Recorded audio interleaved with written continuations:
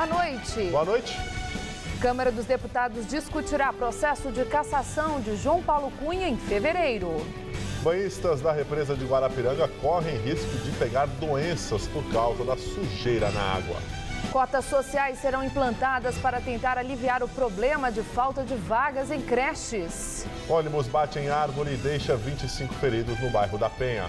Frio baixa 25 graus negativos nos Estados Unidos. Itamaraty aconselha seguro de viagem. E a captação da poupança bate recorde em 2013.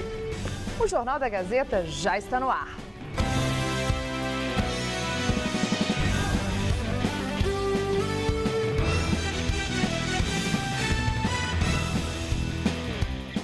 Infraestrutura precária, muita sujeira e nenhuma informação sobre a qualidade da água. Banhistas que frequentam as chamadas prainhas ao longo da represa de Guarapiranga, na zona sul da capital, correm o risco de desenvolver algum tipo de doença na pele e até hepatite A. Crianças, famílias e amigos se divertem pelo simples fato de ter um lugar para passar o tempo e esquecer os problemas. Sempre vou trazer meu neto aqui para divertir no parquinho aí, né? Brincar, porque nós não temos vontade de lazer aqui na região, né? Aqui, segundo o Vivian, é melhor do que ir para o litoral do estado. O trânsito, né, já desanima a gente, né? Vir para cá é bem mais fácil. O movimento nesta prainha, na represa Guarapiranga, costuma ser mais intenso aos fins de semana. Mas com esse calorão, durante a semana também tem gente. O que mais chama a atenção é a sujeira espalhada por toda a praia, principalmente materiais plásticos, como um para-choque de automóvel e também um assento sanitário. Tem ainda saco de salgadinho, copo, garrafa e muitos outros itens jogados por quem frequenta o local. De vez em quando a gente vê pessoas que trazem animais aí tomar banho, cachorro, entendeu? Aí você vê assim, você nem dá vontade mais de entrar, né? Hoje tá tranquilo para deixar elas brincarem aí. Então, por isso que a gente deixa brincando, mas sempre de olho, né? A diversão do menino é brincar com o calçado que acabou de encontrar dentro da água. Ele é filho da Lucineide, que veio de Barueri se divertir. Tem medo de saber, por exemplo, a condição da água, se ela está própria para banho ou não? Olha, eu não me informei. Eu só olhei e falei, não tá tão suja, dá para entrar. A CETESB monitora as 6 praias da represa Guarapiranga. Marina Guaraci, Guarujapiranga, Miami Paulista, Bairro do Crispim, Praia do Sol e Hidroavião. Segundo as medições, apenas 2 estão próprias para banho. A Guarujapiranga e a Praia do Sol, que apresenta toda esta sujeira na areia que você já viu. Ter contato com a água contaminada pode trazer problemas à saúde, segundo esta dermatologista. Pode desencadear desde doença gastrointestinal, então gastroenterite, hepatite A, né, quanto doença sistêmica, como por exemplo a leptospirose. E também tem a questão da conjuntivite, algumas bactérias ou mesmo vírus que ficam na água entrando em contato com a mucosa conjuntival pode desencadear infecção. Então é bem problemático, né? Não tem que entrar. O contato com areia suja também é prejudicial. Tem um tipo de micro-organismo que ele coloniza fezes de cães e gatos. E o contato, que é a principal doença de pele transmitida através da areia. É uma larva que ela pode entrar em contato com a pele e desencadear um tipo de lesão cutânea, que é caracterizada por uma lesão linear, avermelhada, pode ser dolorida. Acidente de ônibus na manhã de hoje deixou 25 passageiros feridos. Comerciantes dizem que na esquina onde aconteceu a batida é comum que carros, ônibus e lotações entrem em alta velocidade. As causas do acidente ainda são investigadas. O acidente foi na região da Penha, na zona leste de São Paulo. O trânsito chegou a ficar parcialmente interrompido no local. Segundo os bombeiros, a Eletropaulo teve que desligar a rede elétrica para que a árvore na qual o ônibus bateu fosse retirada, porque havia risco de queda. O ônibus com sentido Parque Dom Pedro fez o mesmo caminho que vai fazer aquele ali. Veio da Avenida Amador Bueno da Veiga e virou à direita na Rua Padre João. Seguiu no sentido da Marginal do Rio Tietê. No meio do caminho, o motorista perdeu o controle do veículo e bateu de frente com aquela árvore. Eu estava atravessando a rua e o ônibus veio a alta velocidade. Eu entrei no corredor uns 7, 8 passos, escutei o barulho. Aí barulho forte, parecia uma explosão. Aí eu voltei, quando eu vi já estava o ônibus batido na árvore. E já várias pessoas, depois de 10, 15 segundos, gritando, né, assustadas e tal. E já jogada no ônibus. Como costuma ser o comportamento dos motoristas de ônibus aqui nessa ladeira aqui? Correm bastante, bastante. Como é? Eles vêm de lá da Amador, né, sentido lá, que é obrigado a passar aqui. Então, como já é uma descida, né, correm bastante mesmo. É comum isso? É comum. O acidente foi por volta das 8h30 da manhã, antes das lojas abrirem. O dono do comércio, em frente ao local da batida, lembrou que, se fosse horário de movimento, poderia ter ocorrido uma tragédia. Graças a Deus, pelo horário, não tinha quase ninguém passando no horário, né? Porque senão podia ter acontecido coisa pior. Muito movimentado aqui? Muito movimentado, sim. Muita gente passando o dia inteiro por aqui. Anderson foi um dos primeiros a entrar no ônibus logo depois do acidente. Ele ajudou a retirar as vítimas. Tinha muito caco de vidro, muita gente com corte no rosto, nos braços, né? Porque na hora do acidente, quando aconteceu o acidente, todo mundo que estava no fundo acabou vindo para frente do ônibus, né? Acolheu uma senhora que estava descendo, ia descer no próximo ponto, onde ela foi jogada para frente, parece que quebrou o braço, corte no supercílio. Então, assim, estava bem feio o negócio lá dentro. Até o início da tarde, as lojas ainda estavam sem energia elétrica. Alguns comerciantes nem abriram as portas. O caso foi registrado no 10º Distrito Policial e equipes da perícia estiveram no local. Já foi restabelecida na região. Cerca de 200 manifestantes atearam fogo em um ônibus municipal e interditaram um trecho da rodovia Rio Santos, em São Sebastião, no litoral norte de São Paulo. A rodovia ficou bloqueada nos dois sentidos, na altura de Juqueí, uma das praias mais badaladas da região. Ninguém ficou ferido. O ato foi em represália às demolições de 17 casas de um morro do bairro. Segundo a Prefeitura de São Sebastião, as demolições foram necessárias para cumprir uma ordem judicial, já que as casas estavam localizadas em área de risco. Polícia prende em 6 municípios da Grande São Paulo bandidos que pertenciam a 3 quadrilhas. 13 suspeitos de assaltos e sequestros foram levados para uma delegacia de Guarulhos.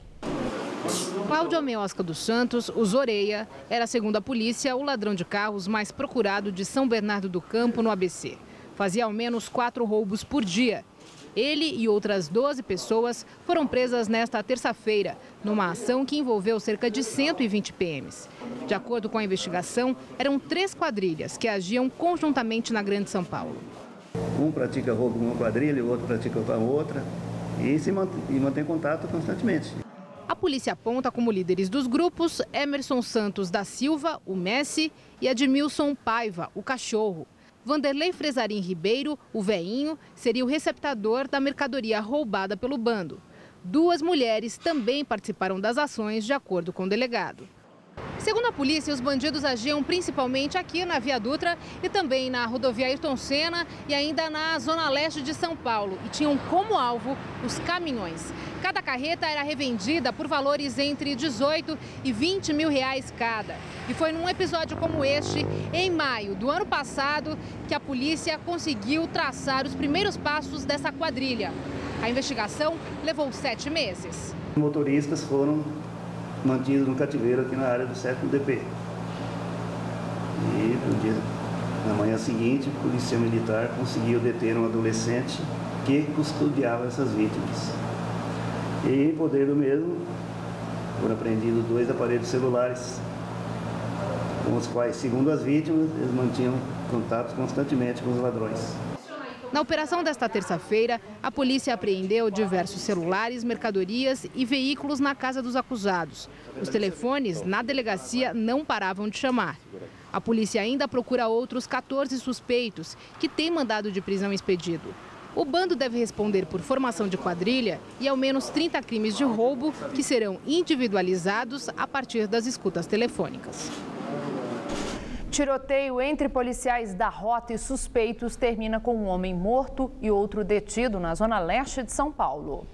A troca de tiros aconteceu nesta madrugada quando a polícia foi chamada para averiguar uma denúncia anônima sobre um ponto de tráfico em uma casa no bairro da Água Rasa. Dentro da residência onde estavam os suspeitos, a polícia encontrou quase 300 tijolos de cocaína, 36 de maconha, 1.000 ampolas de substância injetável, celulares e 41 mil reais em dinheiro. Além disso, foram apreendidos 2 fuzis e uma pistola calibre 380.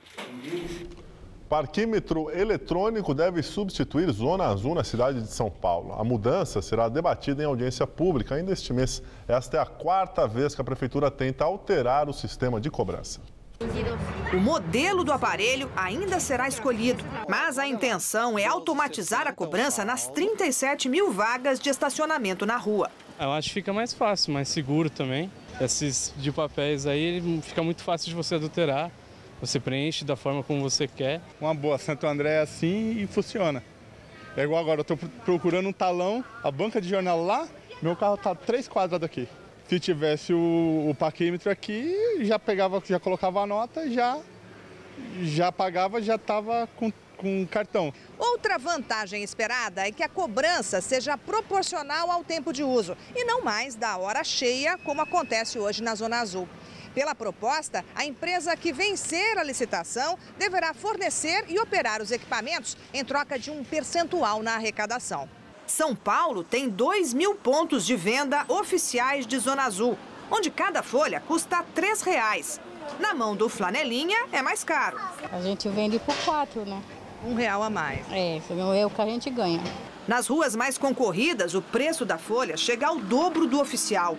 Mauro diz que vende Zona Azul há 18 anos. Se queixa que o sistema eletrônico vai eliminar a função dele. E acredita que pode confundir o motorista. As pessoas vêm muita gente do interior, não entende muito essas coisas. Acho que tem que continuar os papéis também. Os parquímetros já são usados em mais de 20 cidades brasileiras. A instalação do aparelho na capital paulista foi cogitada pela primeira vez em 1997, durante a gestão de Celso Pitta. Em 2003, a então prefeita Marta Suplicy promoveu uma licitação cancelada por suspeita de irregularidade. Depois, em 2012, o sistema chegou a ser testado na gestão de Gilberto Kassab. Para este especialista em trânsito, a mudança pode garantir mais rotatividade, mas não resolve o problema da falta de vagas na cidade. Ele defende o incentivo público para a construção de estacionamentos privados. Você vai fazer em locais privados, dentro das quadras, em garagem específica para isso, ou no excesso de garagens que existir nos prédios existentes ou a serem construídos. É um carro privado para um negócio privado. E o equilíbrio virá pela junção dos dois. A Prefeitura de São Paulo aumentou de 43 para 91 o número de centros de educação infantil que ficarão abertos durante o mês de janeiro. As creches devem atender 16 mil crianças, o dobro das vagas disponibilizadas em janeiro do ano passado. Esta é a primeira vez que o Centro de Educação Infantil Rio Pequeno 2, na zona oeste de São Paulo, funciona durante as férias escolares. A creche faz parte dos 91 polos que ficarão abertos até 31 de janeiro para atender crianças que estiverem matriculadas na rede municipal de ensino. As famílias têm que compreender que devem, durante todo o ano, planejar para que o período de férias das crianças seja esse direito que ela possa realizar. Os polos funcionam das 8 da manhã às 6 da tarde. É possível escolher o período e a quantidade de dias que a criança vai frequentar a creche. Na Rio Pequeno 2, das 136 vagas disponíveis, 38 já estão sendo usadas. Este mês, Maria de Lourdes já recebeu uma criança cuja família está em situação de extrema pobreza. Essa criança é filha de uma catadora de papelão e a mãe foi na diretoria regional dizendo que não tinha onde deixá-la porque ela não frequenta outra creche, né, e que ela ia levar a criança com ela esse mês. Então ela veio indicada para cá e já está conosco aqui. Uma outra medida anunciada pela Prefeitura para 2014 é a mudança no critério de matrícula na rede municipal. A partir de agora, terão prioridade as famílias inseridas no Cadastro Único do Ministério de Desenvolvimento Social. Até o ano passado, o preenchimento de vagas era feito por ordem de inscrição nos centros de educação. Nós tomamos uma decisão de garantir prioridade de atendimento para crianças em situação de extrema pobreza, ou seja, crianças que são filhas de famílias com renda de até R$ 70 por mês, portanto, famílias muito pobres.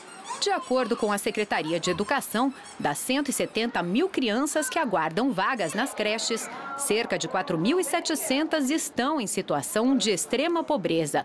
A demanda por vagas é maior nos distritos de Jardim Ângela, Grajaú e Capão Redondo. Cada um tem, em média, 8.000 crianças esperando para ingressar na rede municipal. Aqui na região de Parelheiros, na Zona Sul, a demanda por vagas nas creches do município também é grande. 4.200 crianças já estão matriculadas na rede municipal e outras 3.000 aguardam na lista de espera. O Centro de Educação Infantil de Parelheiros também atende as crianças aqui do distrito de Imbura. E sem a perspectiva de abertura de vagas, os próprios moradores aqui do distrito se mobilizaram para construir uma nova creche.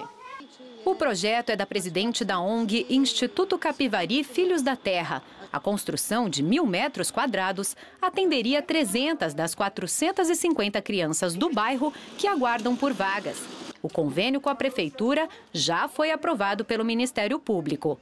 O caminho é abrirmos essa creche. Vai ser a solução para os problemas aqui da nossa região de Imbura. Jéssica está na lista de espera de vagas para seus 2 filhos. Ela conseguiu um emprego em uma loja em novembro. Só que as creches mais próximas, em Parelheiros e Marcilac, já estão lotadas. É difícil achar alguém para cuidar? É difícil. E quando acha, ainda cobra caro. Imposto de renda. A Receita Federal libera a partir de amanhã a restituição de quem ficou preso na malha fina do ano passado. O primeiro lote estará disponível a partir das 9 horas da manhã. Para mais informações, o contribuinte pode ligar no 146 ou acessar o site da Receita. Com o objetivo de proteger o motorista de assaltos no trânsito, São Paulo já implementou um programa que mantém 598 semáforos em amarelo piscante, funcionando na madrugada. A operação especial ocorre em locais da capital com baixo fluxo de veículos e de baixa velocidade. Mulher, ao volante, à noite e sozinha. Com essa combinação de fatores, Rosana foi vítima de 4 assaltos nos últimos anos, quando dirigia na região central de São Paulo. Eu vi o assaltante chegando pelo retrovisor e ele bateu no vidro, ele estava com uma jaqueta na mão, ele bateu no vidro e pediu para eu dar o dinheiro para ele. E eu falei para ele que eu não tinha. Aí ele apontou uma arma que estava embaixo da blusa. E ele só falou, eu não tenho nada a perder. Agora, se você tiver, é melhor você dar o seu dinheiro. Depois de tanto susto, Rosana ficou mais atenta e passou a tomar cuidados extras, que vão além dos vidros fechados e travas acionadas. Eu procuro não andar na faixa da esquerda, que eu acho que é para tentar não facilitar o assalto ou o furto. Farol fechado, procuro manter sempre distância do carro da frente. E agora o insufilme, só o anti-impacto, que eu acho que talvez proteja um pouco mais. Não que isso vai inibi-los, porque eu já fui assaltada mesmo com vidro anti-impacto. Como medida para evitar que o motorista seja alvo fácil de bandidos, desde 1980, a CET já coloca alguns faróis em amarelo piscante a partir das 11 horas da noite. Mas uma lei aprovada em junho do ano passado reforçou essa ação.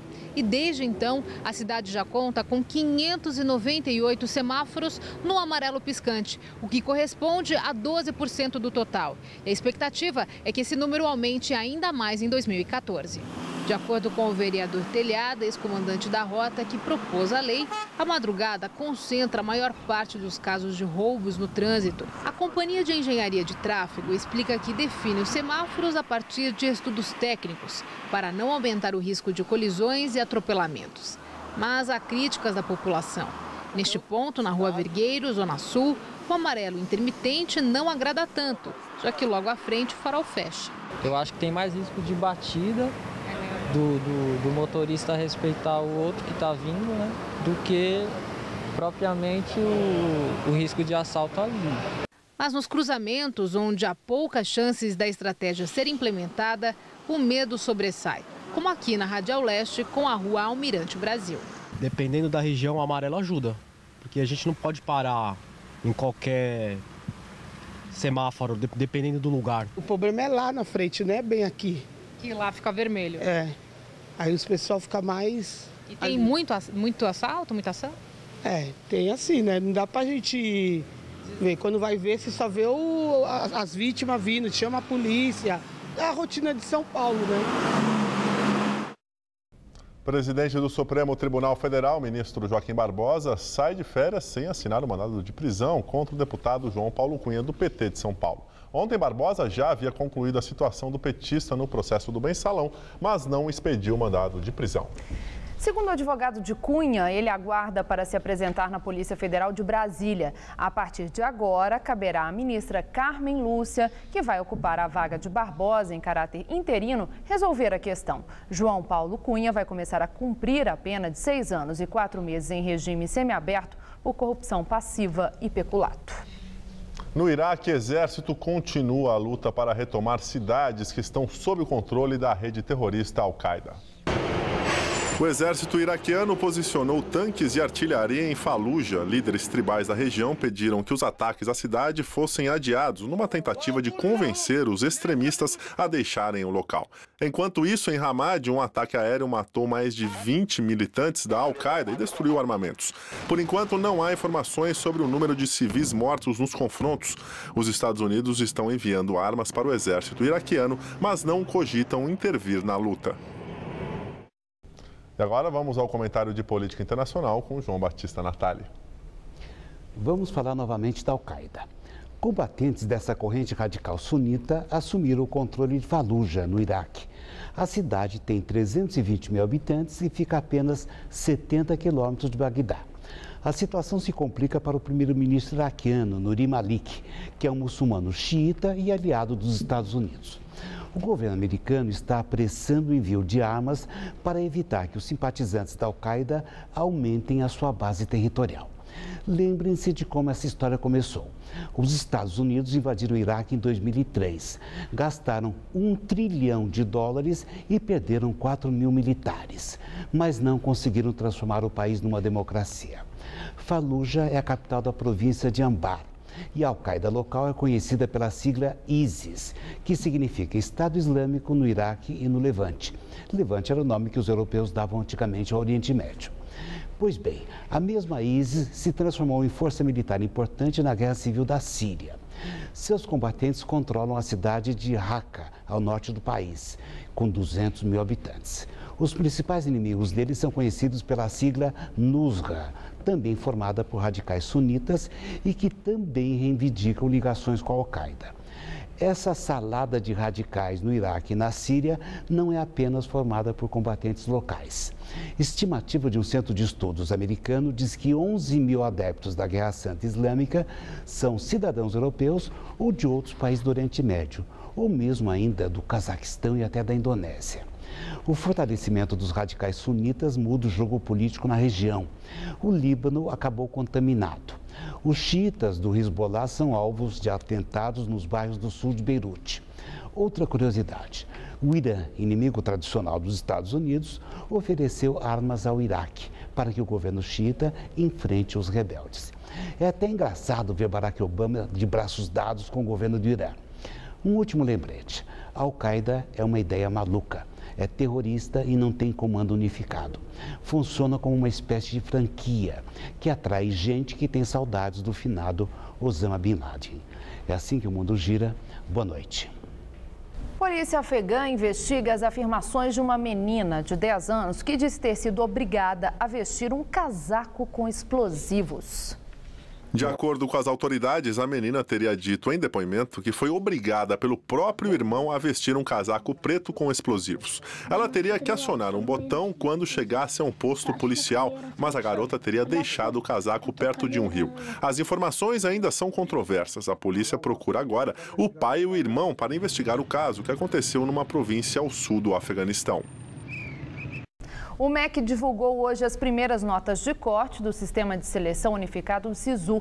Elas podem ser consultadas no site do sistema. Mais de 1 milhão de candidatos já se inscreveram para pleitear uma das 171 mil vagas em universidades federais, estaduais e institutos federais. As inscrições vão até a próxima sexta-feira, dia 10. Podem se candidatar quem prestou o Enem em 2013 e não zerou na redação. E São Paulo teve mais um dia quente. Até o final da noite de hoje pode chover de forma rápida e localizada. Mas, segundo os meteorologistas, por enquanto as chuvas de verão não serão fortes. Então vamos ver em detalhes a previsão para o Brasil e o estado de São Paulo com Luciana Magalhães.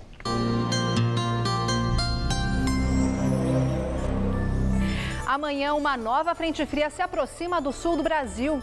Ela espalha nuvens carregadas pelo Rio Grande do Sul, onde chove ao longo do dia. Mas, mesmo assim, o calor continua em toda a região e, por causa disso, ocorrem pancadas de chuva.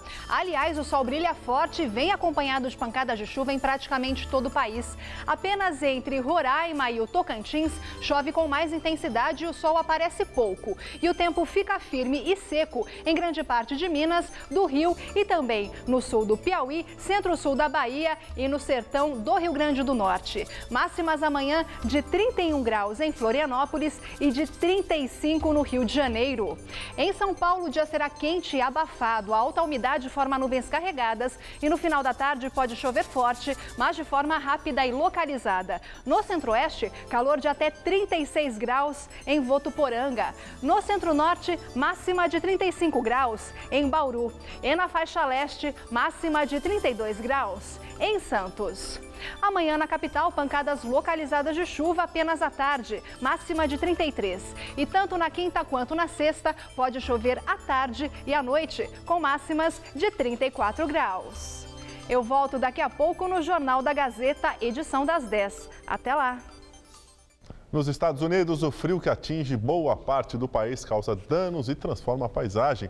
Lagos congelaram e até um navio quebra-gelo foi usado para amenizar os problemas. A temperatura ficou abaixo dos 25 graus negativos. As autoridades americanas afirmam que a frente fria polar afetou 140 milhões de pessoas em 26 estados. A energia elétrica foi cortada em milhares de casas. Cerca de 4.000 voos foram cancelados. A paisagem branca tomou conta do país. Milhares de sem-teto recorrem a abrigos para garantir a sobrevivência e a grande procura fez com que novos abrigos fossem instalados pelo país. A sensação térmica mais baixa registrada até o momento foi no estado de Montana e chegou aos 53 graus negativos. Os médicos orientam para que ninguém fique exposto ao ar livre, já que o frio intenso pode causar paradas cardíacas e respiratórias.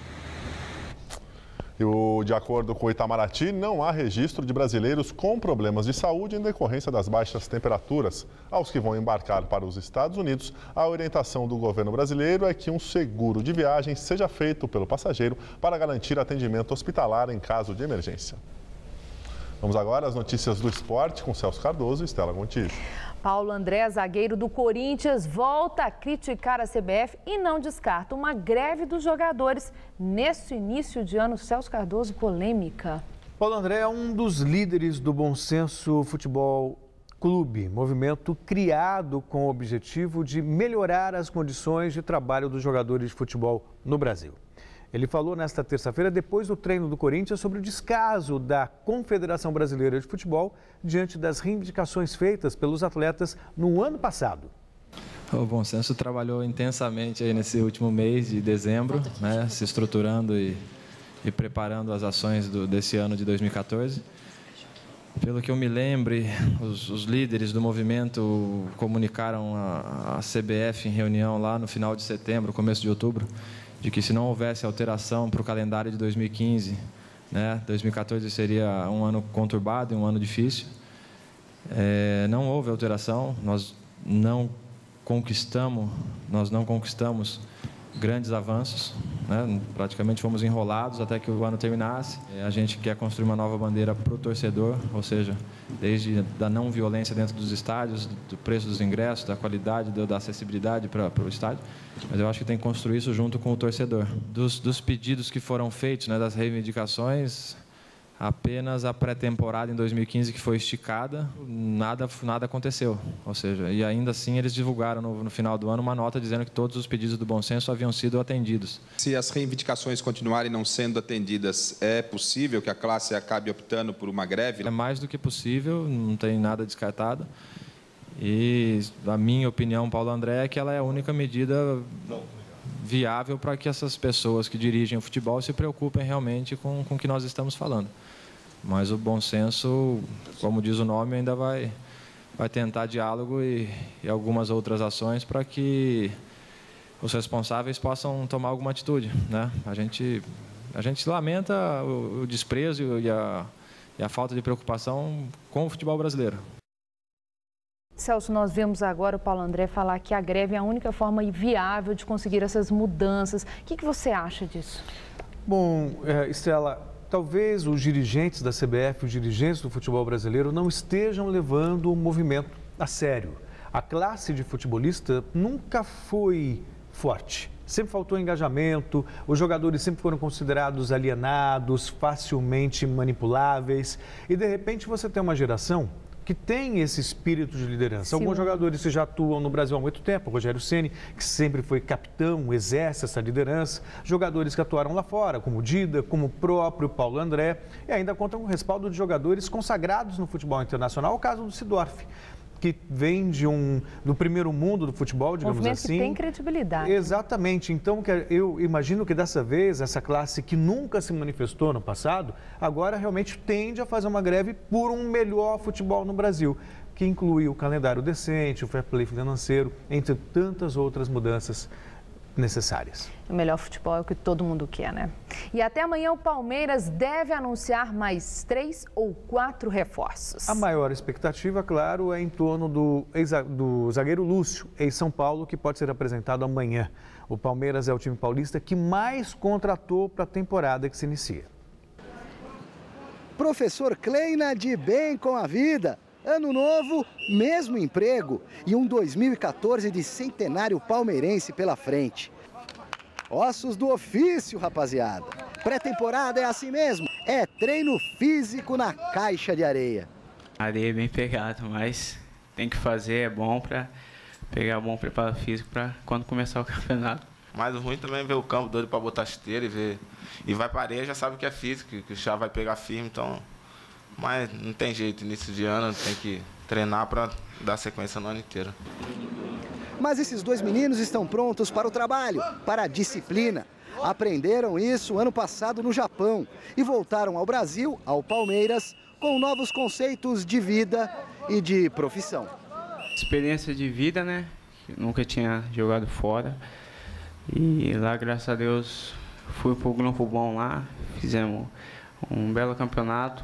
Acho que a experiência trazendo de lá é a união, o grupo lá está bem unido, fez um belo campeonato. Trago também a experiência de ter viajado para fora do país, ter jogado, ter conhecido outra cultura, ter conhecido pessoas novas, então outro estilo de futebol, mais marcação, outros estilos de treinamento. E foi lá no Japão que o zagueiro Lúcio conquistou o pentacampeonato do mundo com a seleção brasileira em 2002. O experiente atleta já realizou exames médicos no Palmeiras e deve ser anunciado oficialmente nesta quarta-feira em Itu, interior do estado de São Paulo, onde o Verdão continua a pré-temporada, visando a estreia do time no Campeonato Paulista, marcada para o dia 18, um sábado, contra o Linense, no Pacaembu. Vai ser um grande prazer jogar ao lado dele.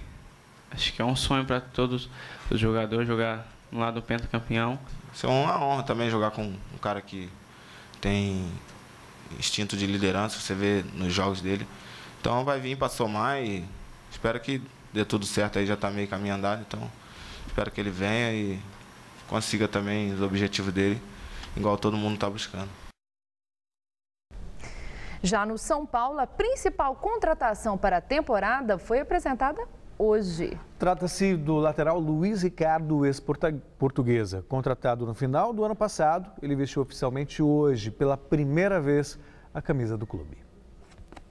Logo no primeiro dia de treinamento aberto para a imprensa, uma nova sala, a mais moderna do Brasil, já chegou também com o primeiro reforço para 2014. E por enquanto é só ele, o lateral Luiz Ricardo. Veio da Portuguesa com personalidade, sabendo que este ano vai ser recheado de pressão. Já entendi realmente o recado que o nosso treinador já deixou, que vai ser um grupo de bastante cobrança, um grupo que não vai repetir aquilo que se fez no passado, que a gente vai entrar realmente para vencer, para ganhar títulos. Um clube como esse tem que ter essa visão. Uma pressão que foi administrada jogando muito bem na temporada passada, ainda na Lusa. Tanto que aqui na TV Gazeta, ele recebeu o troféu Mesa Redonda de melhor lateral do campeonato. E sabe que tem qualidade. posso dizer que eu sou um dos melhores, né? Até porque não me considero o melhor, mas eu tenho algum valor aí, sim. Tanto é que o São Paulo, um clube grande como esse, tem me entrego para poder estar jogando aqui. E não foi só a qualidade de Luiz Ricardo que o trouxe aqui para o São Paulo. Ele recorreu à ajuda divina para realizar esse sonho. Tinha trocado uma vez a camisa do São Paulo com um jogador, e nisso eu estendi essa camisa sobre a cama e falei, poxa, Deus, o Senhor pode um dia estar me presenteando, estar vestindo realmente essa camisa? E aí passa-se 6 anos e hoje eu estou aqui. O sonho já está realizado, Luiz Ricardo. Agora é mostrar serviço, impressionar o patrão Muricy e conquistar o seu espaço no time. Stella, o futebol tem histórias curiosas. Além da camisa, ele era atacante. E aí, num jogo, o lateral da Portuguesa foi expulso. E, teoricamente, o atacante deixaria o time para a entrada de um outro jogador com característica de marcação. Ele virou para o técnico Jorginho e disse, não, me deixa aqui, que eu, de repente, eu dou conta do recado, fico mais recuado, marcando. Virou lateral. O que revela também a falta de opções para essa posição no Brasil. Tanto do lado esquerdo como do lado direito. Mas foi uma bela contratação. E a Copa do Mundo do Brasil perdeu uma de suas estrelas. Theo Walcott, da seleção inglesa, sofreu uma lesão no joelho e não virá ao Mundial. Theo Walcott é a primeira grande baixa para a Copa do Mundo. O atacante do Arsenal se machucou no último sábado na vitória por 2-0 sobre o Tottenham, em duelo válido pela FA Cup. O mais curioso é que Walcott não tinha noção do tamanho da lesão, pois ao sair da maca, o atleta ainda tirou sarro da torcida adversária, mostrando o placar da partida. O atacante teve diagnosticado nesta segunda-feira uma ruptura no ligamento cruzado anterior do joelho esquerdo. O tempo de recuperação deve ser de no mínimo 6 meses, o que deixa o jogador ausente do resto da temporada na Inglaterra e também de fora da Copa do Mundo aqui no Brasil, disputada entre junho e julho. E aqui no Brasil, Copa São Paulo de Futebol Júnior, o São Paulo se recupera no torneio com goleada e fica perto da classificação. Depois da estreia decepcionante diante dos surpreendentes japoneses do Kashiwa Reysol, o São Paulo venceu e convenceu pela primeira vez na Copinha. O São Paulo deixou o empate da estreia para trás e atropelou o Alto Esporte da Paraíba. 5-0 com grande atuação do Meia Bosquilha. Mas não podemos deixar de falar desse golaço do Leonardo Prado, uma bomba lá do meio da rua que entrou na gaveta. O São Paulo fecha a primeira fase nesta quinta contra o Grêmio Barueri.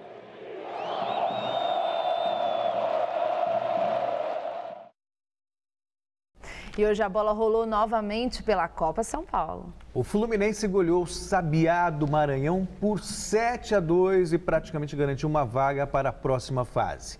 Outros 2 gigantes cariocas jogaram ontem. O Vasco se deu bem, o Flamengo tropeçou. Segunda rodada da Copinha e o Flamengo ficou apenas no empate contra o Aquidauanense do Mato Grosso do Sul. 1-1, gols de Thiago Santos para o Flamengo e Cláudio para o time do Aquidauanense. E ontem era mesmo o dia de fazer belos gols de fora da área. O Vasco não ficou atrás. Guilherme bateu bonito e fez 1-0 diante do JV Lideral do Maranhão. Adivinha como foi o gol do Richard? Só podia ter sido de longe. Ele encheu o pé e fez 2-0 Vasco. Renato, para não ficar de fora da brincadeira, fez a mesma coisa e fechou o placar. Final, 3-0 Vasco. E por hoje é só, Stella. Muito obrigada, Celso. Boa noite, uma boa noite para você. É com você, Gabriel. Violência no Maranhão. Após ataques, ônibus voltam a circular na capital São Luís. Ontem à noite, a tropa de choque realizou mais uma revista no presídio de Pedrinhas, onde apreendeu munições, celulares, televisores e aparelhos de DVD. Hoje foi divulgado um vídeo em que detentos da penitenciária exibem corpos de outros presos como troféus. As imagens serão investigadas. Desde sexta-feira, quando começaram os ataques a ônibus, muitos coletivos não estavam circulando à noite. Os que rodavam não paravam nos pontos com medo de novos atentados. Hoje, um acordo entre o Sindicato dos Trabalhadores do Transporte Rodoviário do Estado e a Secretaria Municipal de Trânsito e Transporte garantiu que entre 30% e 40% da frota voltará às ruas amanhã. Também hoje, em São Luís, foi enterrado o corpo de Ana Clara Souza, de 6 anos, que estava em um dos ônibus incendiados e teve mais de 90% do corpo queimado. Ao todo, 5 pessoas foram atingidas pelo fogo, entre elas a mãe e a irmã da menina, que permanecem internadas. Segundo o secretário de Segurança do Estado, Aloysio Mendes, as ordens para os ataques partiram do presídio de Pedrinhas, onde facções criminosas duelam desde o final do ano. 62 detentos já foram mortos por outros presos. Até o final da semana, os chefes dessas facções devem ser transferidos para unidades prisionais federais. Caderneta de poupança bate novo recorde de captação em 2013. No ano passado, os depósitos superaram os saques em mais de 71 bilhões de reais. Segundo o Banco Central, este é o melhor resultado na série histórica iniciada em 1995. O bom desempenho da aplicação mais comum no país ocorre em meio a um ciclo de aperto monetário para o controle da inflação, que já elevou a Selic para 10% ao ano. E vamos agora à entrevista do dia com Maria Lídia Flandoli. Já foi empossada a nova mesa diretora da Câmara Municipal de São Paulo, que comandará o Legislativo Municipal por mais um ano de mandato. E para fazer um balanço dos trabalhos em 2013 e falar sobre as prioridades para 2014 do Legislativo paulistano, hoje entrevisto o vereador do PT, José Américo, que foi reeleito presidente da Câmara Municipal de São Paulo. Parabéns por sua reeleição, muito obrigado, vereador. Muito obrigada por estar aqui.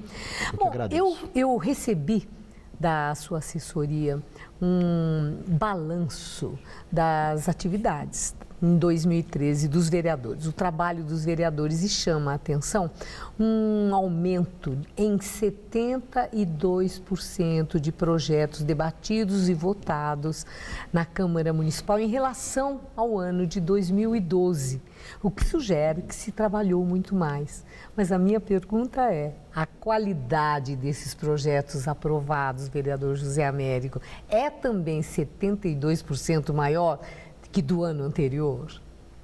Eu acho que, não sei se é possível quantificar, mas com certeza nós estamos falando de uma qualidade superior, né? Uma qualidade superior, até porque nós tivemos um número de projetos vetados pelo Executivo muito pequeno. Nós tivemos, então, 240 projetos aprovados, 150 projetos aprovados pela Câmara e sancionados pelo prefeito. E mais 90 que foram votados e promulgados pela própria Câmara, então 240. E nós tivemos um número pequeno de vetos. Em geral, os vetos feitos pelo prefeito são projetos que têm algum tipo de ilegalidade, algum tipo de irregularidade. Então, quando você tem muito veto, né, em geral, não decorre de problemas político-ideológicos, decorre, às vezes, das falhas que o projeto possui. Agora, quando eu fiz essa pergunta da qualidade, é porque é voz corrente que tem muita coisa irrelevante, que o vereador vai lá e apresenta, aquela coisa de projeto para cidadão paulistano, para nome de rua. Exatamente. Quando numa cidade que tem tanta coisa a ser resolvida como São Paulo, isso melhorou? Não, isso melhorou. De qualquer forma, nós ainda temos um problema, que são as prerrogativas do Legislativo. Quer dizer, no nosso país, a Constituição, ela limita a ação do Legislativo. Ela é uma Constituição que ainda mantém resquícios, na minha opinião, do autoritarismo, né? Então, o Legislativo não pode... Por exemplo, nós discutimos durante 2 meses o orçamento. Votamos o orçamento. Isso vale para a Assembleia Legislativa e para o Congresso Nacional também. Aí a gente debate, vota o orçamento. Aí o presidente da República, o governador ou o prefeito, pode mudar ao seu bel prazer depois que nós votamos. E tem uma série de leis, nós não podemos, por exemplo, aprovar uma lei que gere despesa, mesmo que a gente preveja em orçamento. Nós temos várias limitações, mas de qualquer forma, neste ano que passou, Maria, nós aprovamos projetos muito relevantes. Então, por exemplo, nós aprovamos o projeto da bancada do PMDB, que é um projeto que estabelece que até 1.500 metros quadrados, edifícios de até 1.500 metros quadrados, né, podem receber empreendimentos comerciais ou industriais de uma forma, digamos assim, muito mais fácil, desburocratizada. Eles podem obter alvará de funcionamento de maneira desburocratizada. Nós criamos uma série de facilidades para isso. Antes, isso não só era complicado, como era fonte de corrupção. O sujeito constrói o edifício na periferia, coloca uma padaria e depois vem um fiscal para cobrar dele a planta, para cobrar dele. A gente desburocratizou isso de tal forma que hoje nós podemos dizer que hoje está muito mais fácil você ficar dentro da lei em São Paulo. Bom, eu imagino que haja muitos exemplos a serem dados, mas eu também tenho muitas questões. E agora há pouco o senhor falou no orçamento, essa questão do orçamento da Câmara. Eu vi que o vereador Ricardo Yang disse que vai pedir, eu não sei se ele já encaminhou esse pedido, à mesa diretora da Câmara, que devolva uma parte significativa do orçamento da Câmara ao prefeito Fernando Haddad, por entender que o orçamento é muito elevado, que é maior do que o orçamento de muita subprefeitura de bairros muito pobres de São Paulo, e que com isso a Câmara, ela ofende, ela é desleal para com a cidade, ficando com um orçamento tão elevado. De quanto é o orçamento? O orçamento deste ano foi 530 milhões. É muito dinheiro? Será 530 milhões. E ele quer que devolva quanto? Não sei, esse ano passado, Maria Lídia, nós devolvemos 120 milhões. Nós devolvemos 120 milhões. Espero que esse ano de 2014 a gente também possa devolver uma quantidade de dinheiro. Agora, de todo modo, a gente precisa entender no Brasil. Respeito muito o vereador Ricardo Yang, é uma pessoa muito íntegra, muito crítica, muito reflexiva. Mas nós precisamos entender o seguinte: o legislativo precisa funcionar. A democracia custa algum dinheiro, né?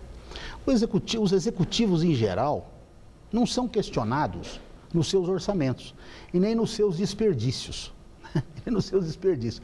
Por que se questiona sempre o legislativo? Porque o legislativo é o poder mais fraco.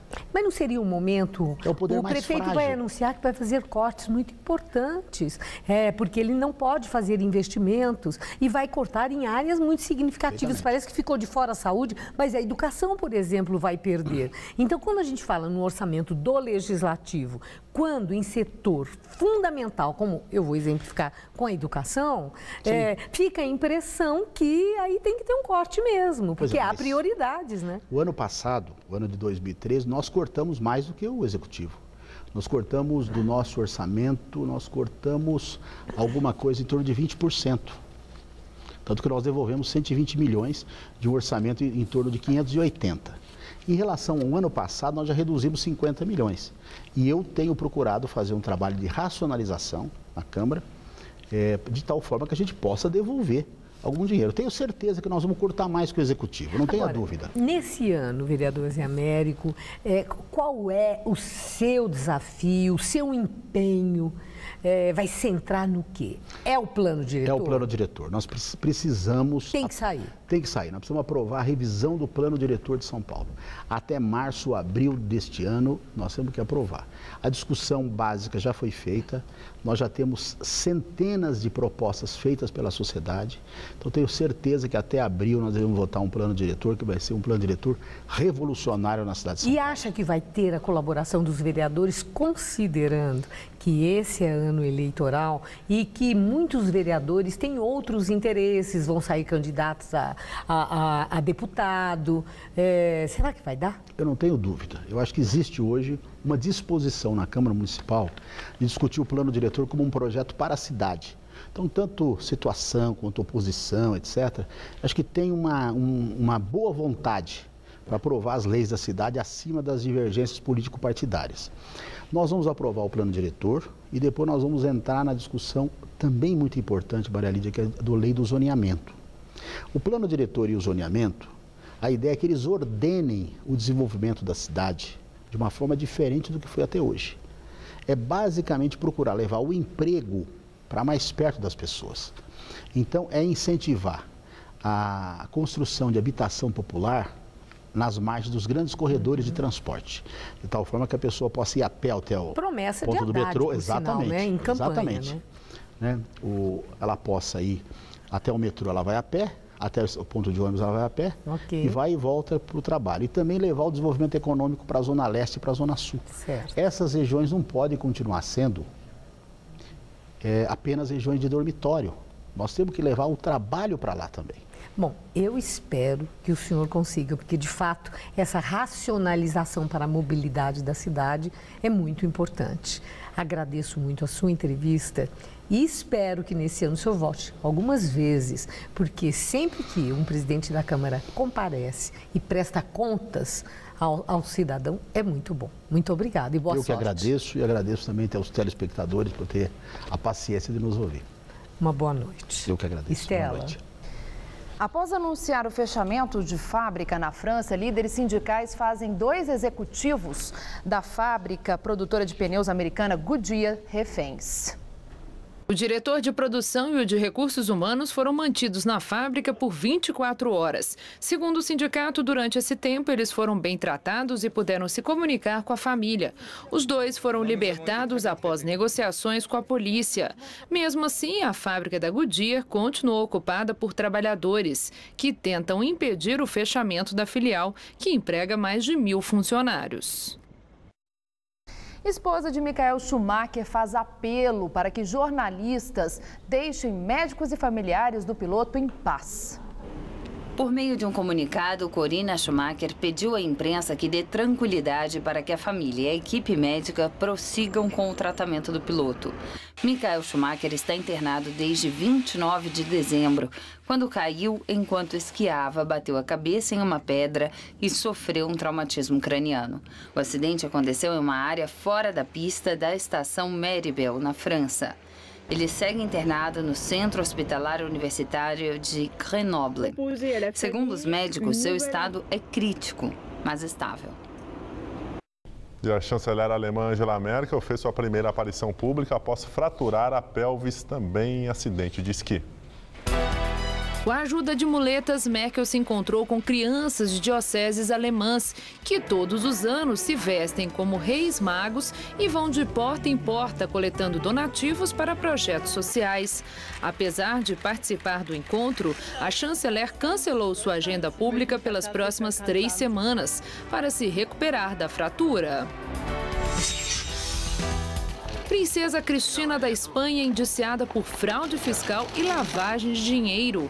Filha mais nova do rei Juan Carlos, Cristina teria sido cúmplice do marido, o ex-jogador de handebol espanhol Iñaki Urdangarín, acusado de desviar 6 milhões de euros de verbas públicas usando uma ONG como fachada.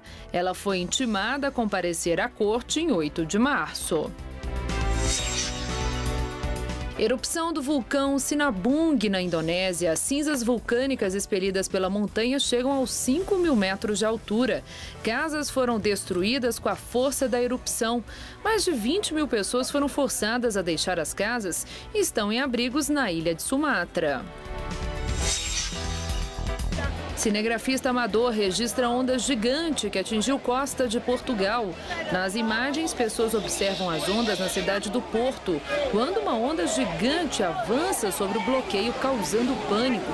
Segundo a imprensa portuguesa, o fenômeno arrastou carros e deixou feridos. E o Jornal da Gazeta fica por aqui. A entrevista do dia e nossas reportagens podem ser vistas no site jornaldagazeta.tvgazeta.com.br. Mais notícias no Jornal da Gazeta, edição das 10. Uma boa noite. Nós voltaremos amanhã às 19 horas. Uma excelente noite para você e até lá.